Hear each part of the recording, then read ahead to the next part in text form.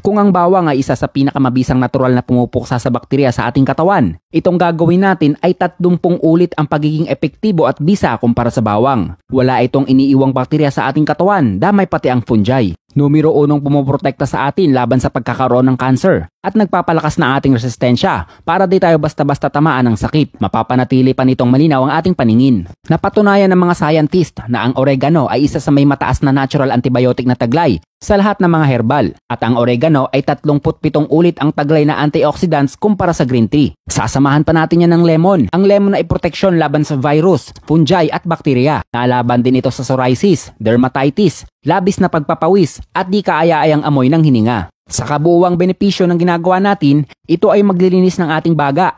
Lahat ng problema sa ating baga. Kasama na dyan ang asthma, ubo, tema, sipon, bronchitis at tuberculosis. Gawin ito 3 beses sa isang linggo kung ikaw ay may problema sa baga. Kung may tuberculosis naman, gawin ito 3 beses sa isang linggo sa magkakasunod na 3 buwan. Sundin lang ang nasa video. Huwag lalagyan ng asukal dahil nakakabawas ito ng benepisyo. Pwede ang pure honey, mas mainam. Matapos paghaluin, lagyan ng 300 ml na mainit na tubig. Inumin ito makalipas ang 8 oras na pagkababad para humalo sa tubig ang sustansya ng lemon at oregano. Pwede po bang paki-comment kung taga saan po kayo para malaman natin kung hanggang saan inaabot ng ating video. At yan ay 1 minutong dagdag kaalaman galing sa isang magsasaka.